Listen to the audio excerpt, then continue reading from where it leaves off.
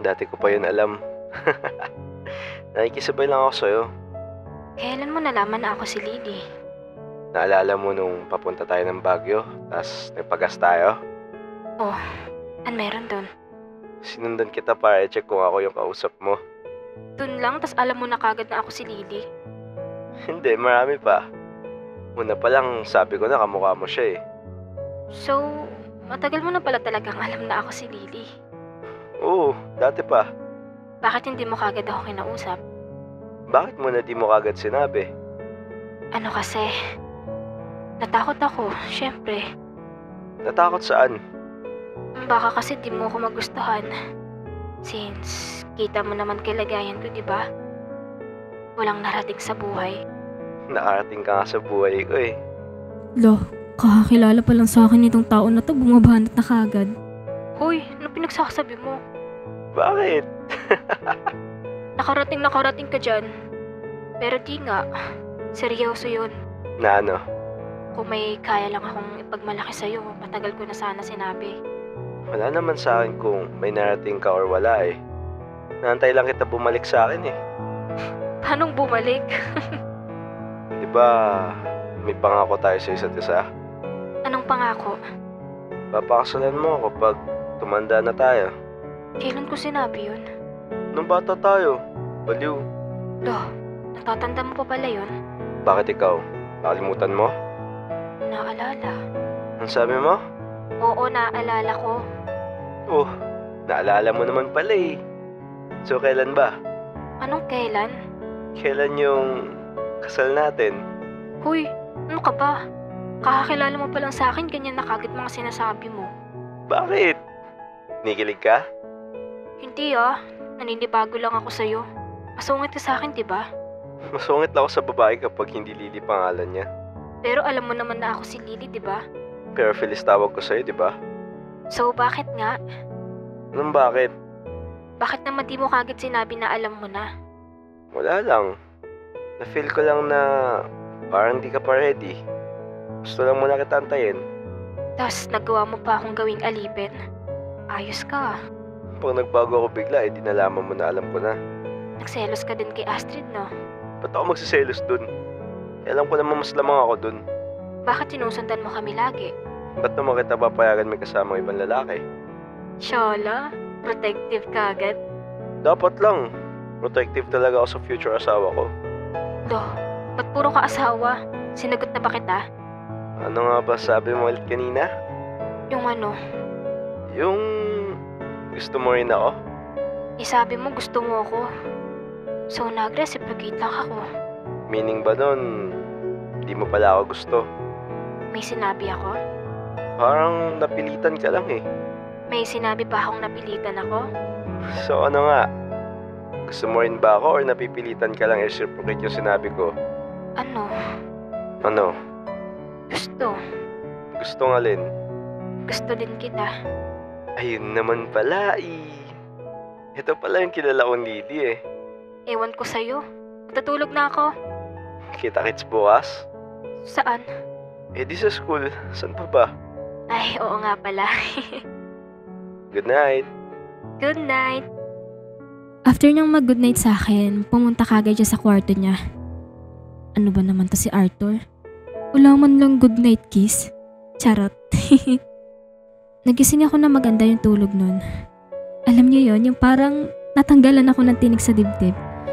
Sobrang nakakahinga na ako ng maluwag since wala na akong tinatago kay Arthur.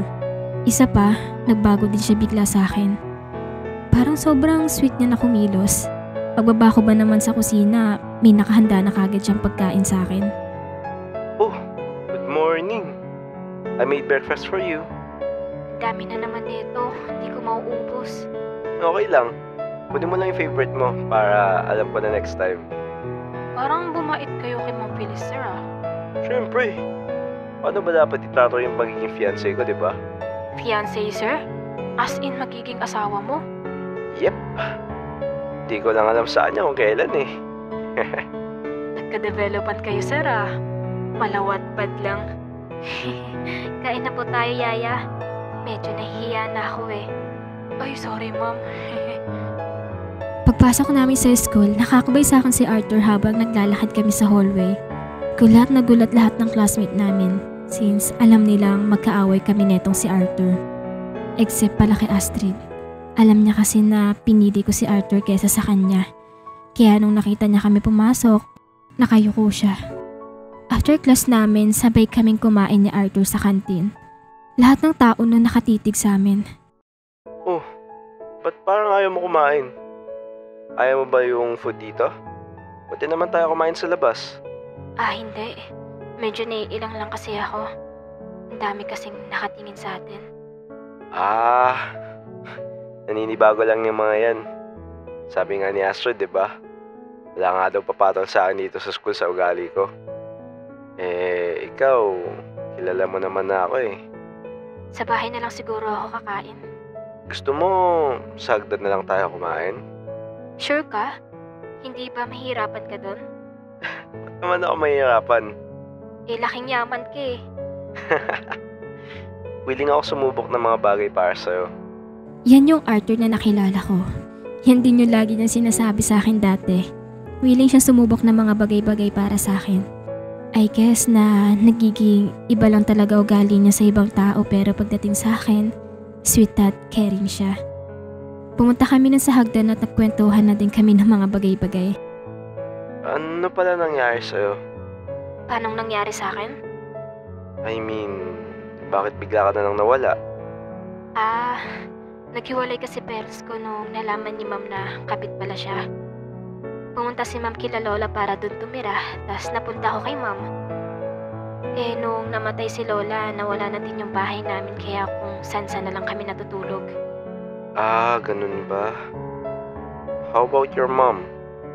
Nagkahiwalay kami nung kinuha ko ng DSWD. Tas tumakas lang ako. Wala kaming mga cellphone kaya di namin alam paano hanapin yung isa't isa.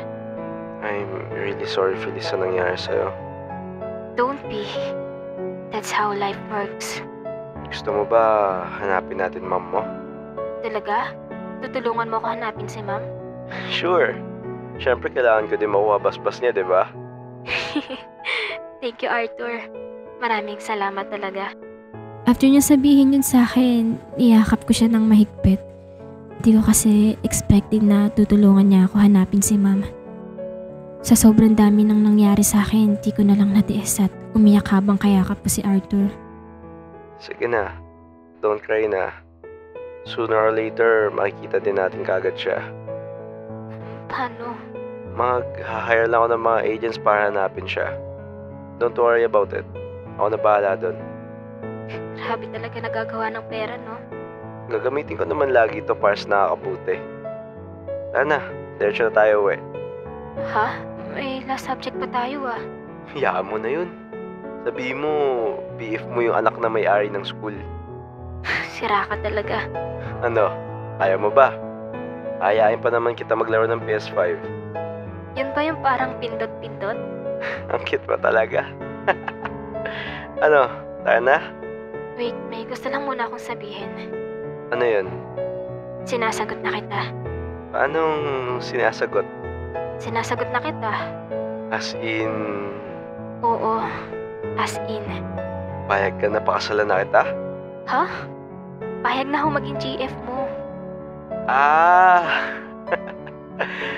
Di mo pa nga ako nagiging official GF. Gusto mo na kagad kasal.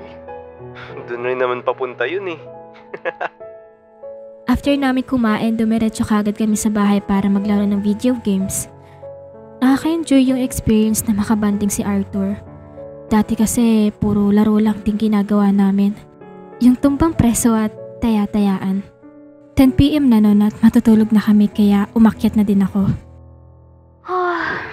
Inaantok na ako. Tutulog na din ako. Okay. Nag-enjoy ako, Lily. Uy, Lily na tawag mo sa akin. As should be. Ano dapat tawag ko sa'yo? Ganun pa din. Di Arthur. Sige. Good night, Turtur. Uy! Sige. Good night, Lily. Sige. Akyat na ako. Sobrang awkward ng pag-uusap namin na yon. Akalain mo ba naman na parang kahapon lang magkaaway pa kami neto? Ngayon, ang lalandi na namin. Before pala akong umakyat sa kwarto ko noon, may sinabi siya sa akin. Ay, Lily, wait lang. Bakit? Good night. Hinalikan niya ako sa labi, be. First kiss ko yun.